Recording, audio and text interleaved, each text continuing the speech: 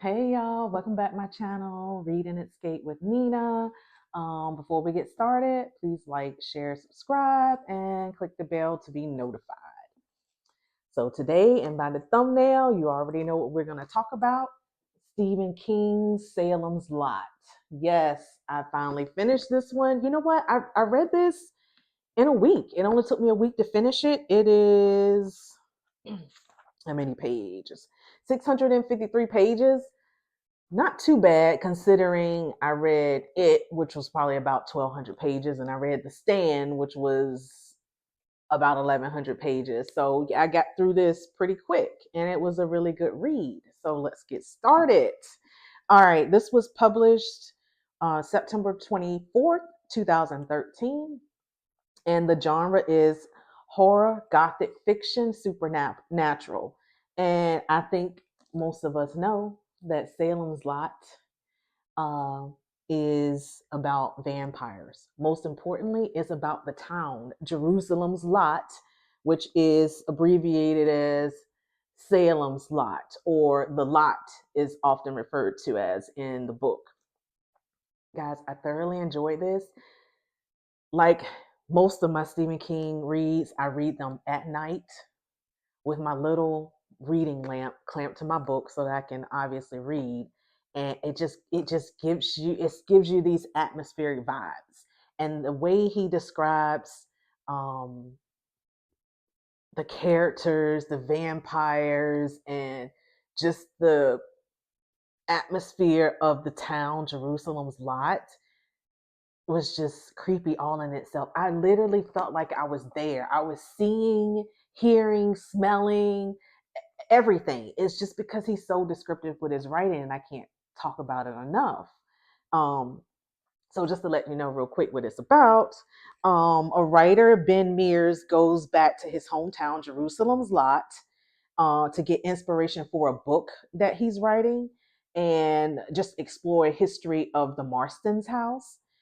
And but once he gets there and he starts doing his little research and he see that people starts disappearing, and two of those people are two boys, he realized that the lot is a little bit more than what he bargained for. So he and a couple of other characters um, discover that there are vampires in the town, living in this Marston's house.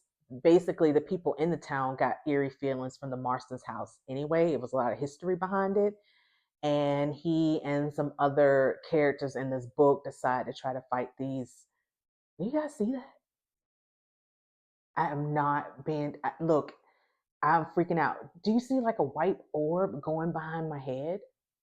It's going back and forth in the screen. Maybe you don't see. Look, I don't know. I be getting creeped out sometimes reading and talking about these books. But I swear I saw something. Okay, my kids say I'm dramatic.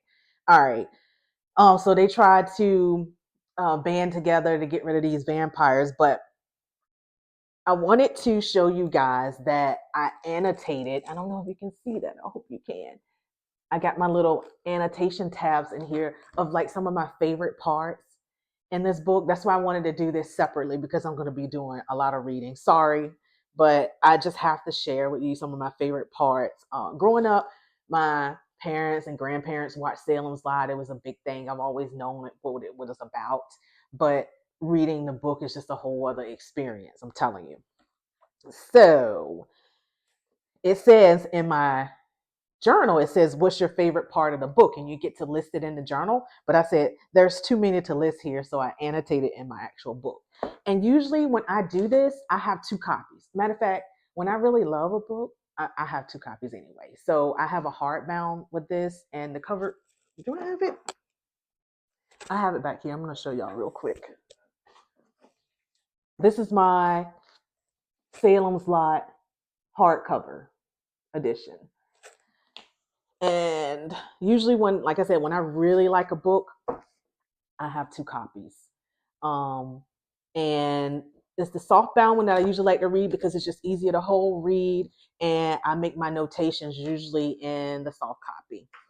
All right, so the first I want to share with you guys, and I don't think that these annotations I made are spoilers, I believe that you can still come in after I read these to you guys and read the book and be fine. But let's see. This first one is, and something has me worried, rather badly worried. According to the old literature, a vampire cannot simply walk into a man's house and suck his blood. No, he has to be invited. But Mike Ryerson invited Danny Glick in last night, and I invited Mike myself.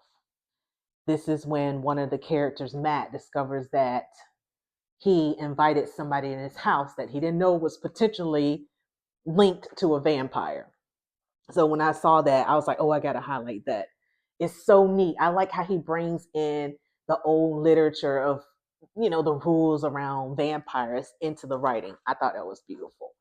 Let's see. My other one is,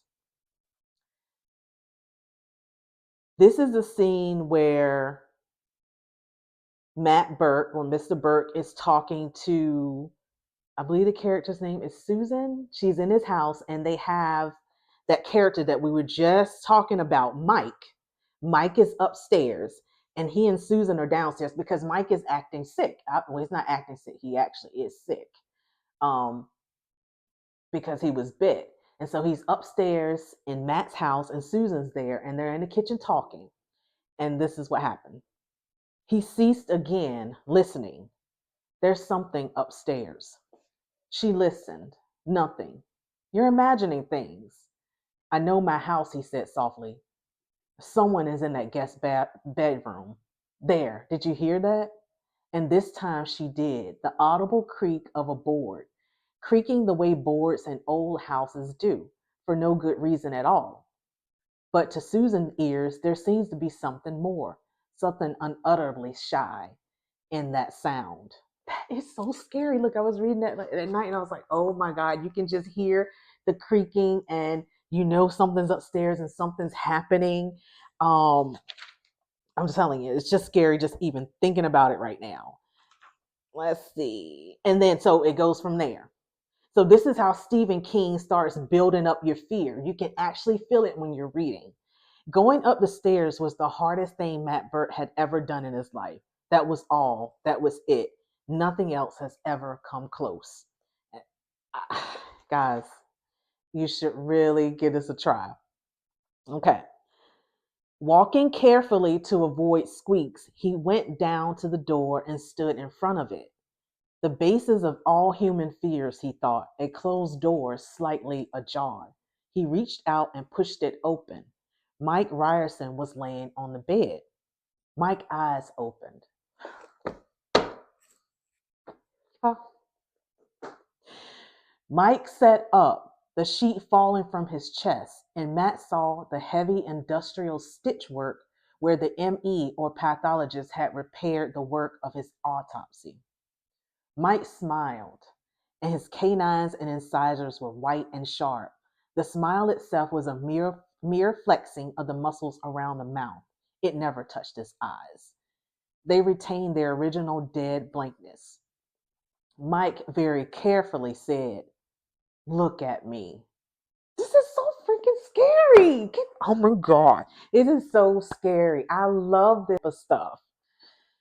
Okay. I have a couple more annotations and then I will leave you guys alone. But you just have to know how exciting this stuff is. Okay. Next. These are the town secrets. Okay. So let me just tell you guys real quick before I read this.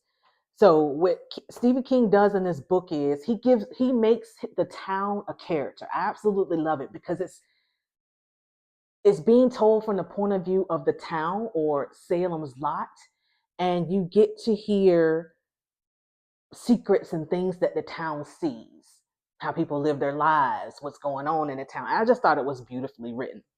So these are the town secrets, and some will later be known and some will never be known. The town keeps them all with the ultimate poker face. The town cares for devil's work no more than it cares for God's or man's. It knew darkness, and darkness was enough. Isn't that just beautiful? That's actually in the chapter, the Lot chapter. I cannot get enough of the writing. So there was a, if you've seen the movie, there is a scene in the movie, and spoiler if anybody don't want to know this, I'm just gonna let you know right now. There's a scene in the movie that always freaked me out, and it's when the kid is levitating outside a window, and here it is actually in the book. In the book, something. So it's a little boy in his bed, and something had awakened him. He lay still in the ticking dark, looking at the ceiling. A noise, some noise, but the house was silent. There it is again, scratching. Mark Petrie turned over in bed and looked through the window, and Danny Glick was staring at him through the glass. His skin gray pale, his eyes reddish and feral. Some dark substance was smeared about his lips and chin, and when he saw Mark looking at him, he smiled and showed his teeth grown hideously long and sharp. "Let me in," the boy whispered. Oh gosh.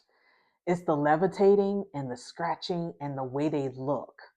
Um, that's just scary. So he said, "Let me in, Mark. I want to play with you." There was nothing for that hideous entity outside the window to hold on to. His room was on the second floor, and there was no ledge, yet somehow it hung suspended in space. This is fingernails, dark with earth, scratched against the window pane. This is when the boy is just constantly asking him to let him in, because remember, you have to be invited. I'm telling you, as you guys can see, I really enjoy this. I can't stop talking about it enough.